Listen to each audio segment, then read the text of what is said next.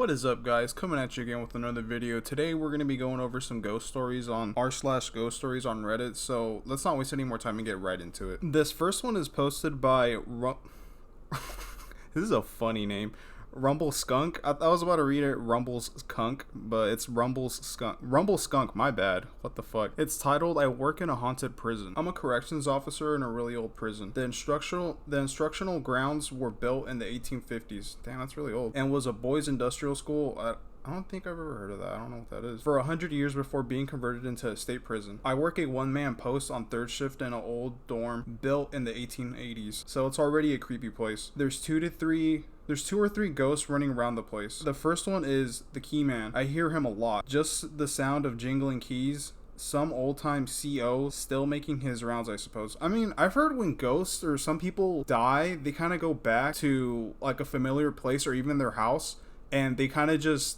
are stuck in a loop. I forget exactly what it's called, but I heard that it's pretty common for like when a ghost when a person dies and they become a ghost, that they just kind of get stuck in a loop. They're not really autonomous, if that makes sense. They're just stuck in a loop doing the same thing over and over. I think that's what happened to this guy. The second one is the Shadow Man. I forgot to mention in my last video, well, I did say that I don't see anything like ghosts or anything like that. I actually do see shadow people, but I don't know if people consider shadow people and ghosts as the same thing.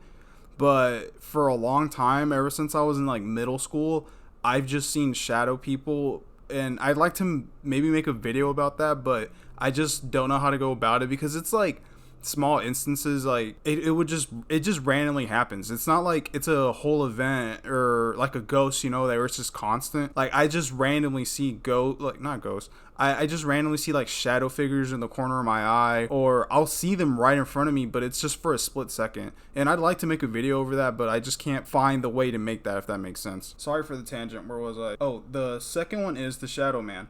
I've seen him a few times. It flows when it moves. He put flows in parentheses. I wonder what that means. Like coffee spilled on a table. I don't know if the Shadow Man and the Key Man are the same entity or not. The third one is the boy. A little boy, maybe 10 years old, with dark hair and a white t-shirt. He's always seen on or near the stairs and moves real quick. Like seeing a mouse scurry away out of the corner of your eye. That's what I mean when I say shadow people. I kind of like, it's like a big blur, like a huge blur that just goes away really quick. I never felt threatened by any of them. I just felt like sharing my nightly experiences with y'all and seeing if any of y'all had similar experiences. Let's look at the comments. One of the top comments really says, do any of the prisoners see the apparitions? That's a good question, because honestly, anybody could just be pulling this shit out of their ass. But you say you're a corrections officer and you're around the inmates, you could easily ask them like, hey, have you been seeing anything? Rumble Skunk responded with, yup, my dorm is mostly an intake dorm. New arrivals at the institution. Some see the boy, but almost all of them hear the Key Man. You see, the thing with that is, I mean, it's a big facility. I've been in a prison for work before. There's long hallways. The hallways are pretty wide. It's almost like school. Like if you want to imagine school, you know how people always draw a comparison between school and prison. It's kind of stupid, but it's actually a good comparison in this case.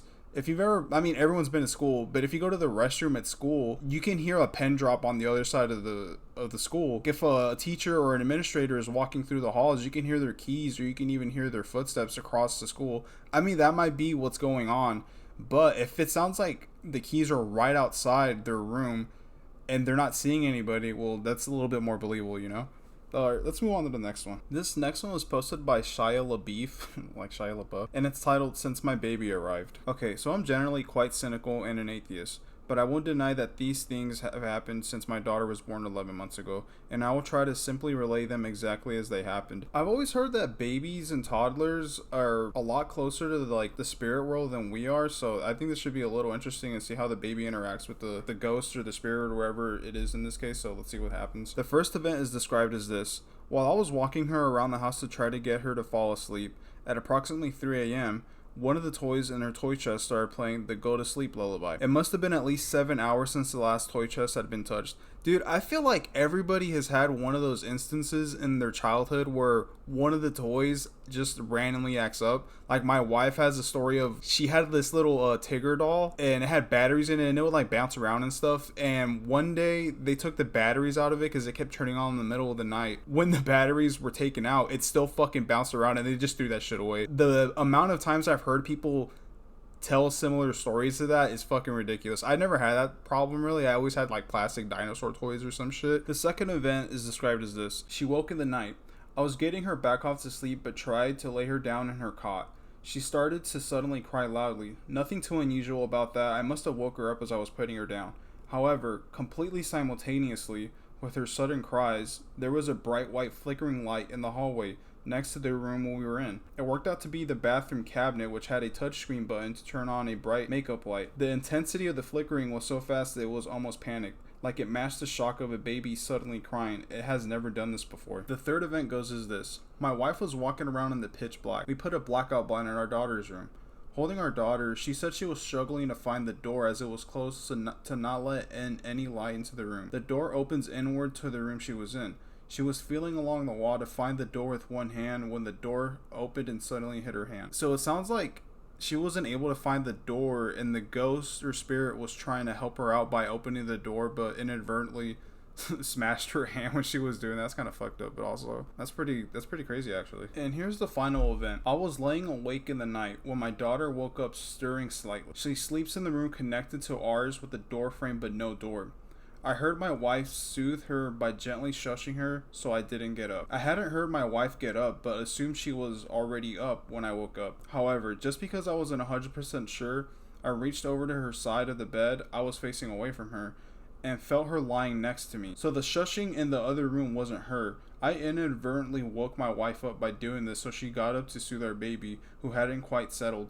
Dude, if I'm assuming somebody is in the room next to my baby and I'm assuming it's my wife and it's not her, I would get the fuck up. What are you doing? That's actually kind of insane that you didn't get up right away to see who was in the room trying to soothe your baby. That's fucking crazy. Let's see what the comments say. The first one says, sounds like a gentle spirit who likes kids. In hindsight, yeah, it kind of does sound like a spirit that doesn't mean any harm. The baby was never harmed, it sounds like, because in these cases where it's a spirit that's drawn to a kid and they want to cause harm, the baby's constantly crying, there's bruises on the baby, well, just anybody in general that's being caused harm by any spirit. So the next comment says, that's creepy, especially hearing what sounded like your wife soothing the baby.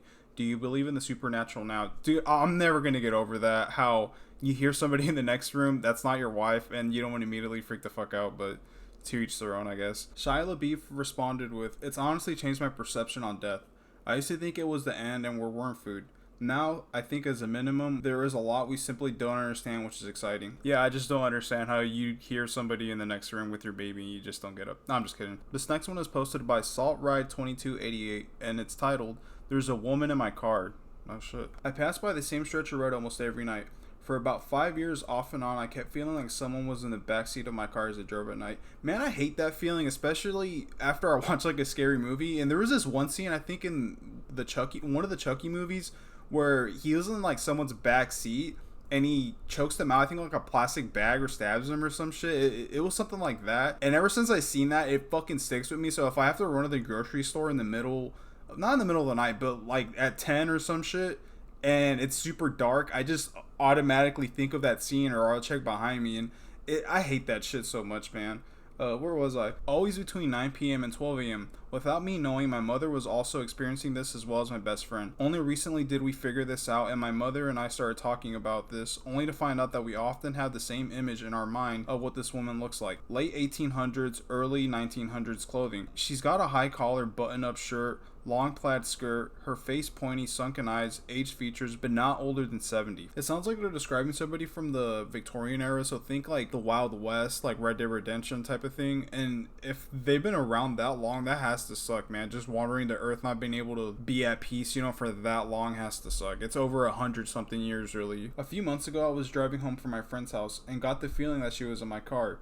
It was extra heavy. Like she was inches away from my face, and when I passed by a house that had an outside light on, I could see the outline of someone sitting in my passenger seat, like it was a gray fog or mist, and then an almost clear face, and she looked exactly how my mother and I described her. Now, because I do believe in ghosts, but I also believe in seeing faces and things that might not be faces. I think it's called pareidolia. I made sure every night that I felt her, I'd look and see if it had just been the light from the house, but there was nothing ever there. I hadn't felt her in a while, and I can't find anything about her death or records that are available from that time period to see if I'm actually seeing someone that lived in the area, so right now it's just me driving by and hoping she doesn't jump scare me again. It sounds like somebody that died and didn't get a proper burial, considering that this was in the late 1800s, early 1900s. The law isn't what it is now. A lot of people's deaths were brushed off. They probably weren't ever found, you know, and they're just trying to get someone's attention to get buried properly or to get noticed and get some sort of justice. But I mean, it's 100 years ago. You're not going to be able to get any sort of justice or anything like that. The only thing you can really do is try to bury their bones properly or give them a send-off, you know. But that's what it sounds like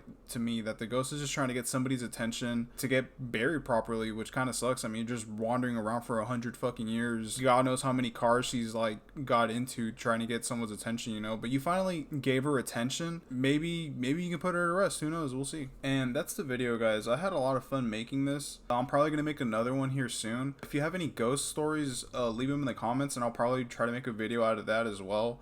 But I'll see you in the next one.